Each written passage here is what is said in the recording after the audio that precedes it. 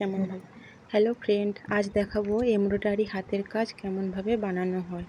দেখো, সূচে সুতা গলানোর জন্য প্রথমে মোম দিয়ে ভালো করে সুতোটাকে মাখিয়ে নিল। এরপরে সুতো গলাচ্ছে। সুতো গলানো হয়ে গেলে এরপরে সুতো গলাচ্ছে।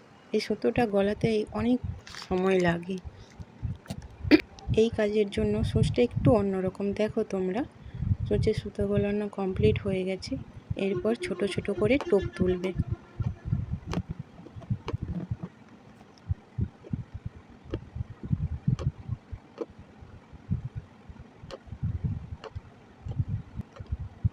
দেখো কত ছোট ছোট করে টোপ তুলছে।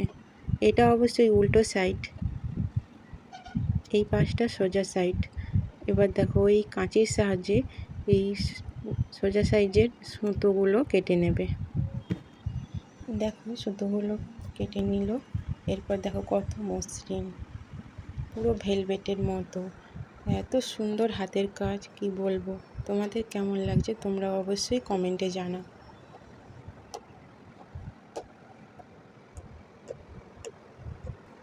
দেখো এই একটা বাঘ, কত অরিজিনাল লাগছে। দেখো দেখো ভেলভেটের মতো লেগেছে। দেখো এইটা পাখি। এগুলো অবশ্যই আগে বানানো হয়ে গেছে। এটা উল্টো সাইড। তোমাদের যদি ভালো লাগে এই কাজটা, তাহলে তোমরা অবশ্যই লাইক করো।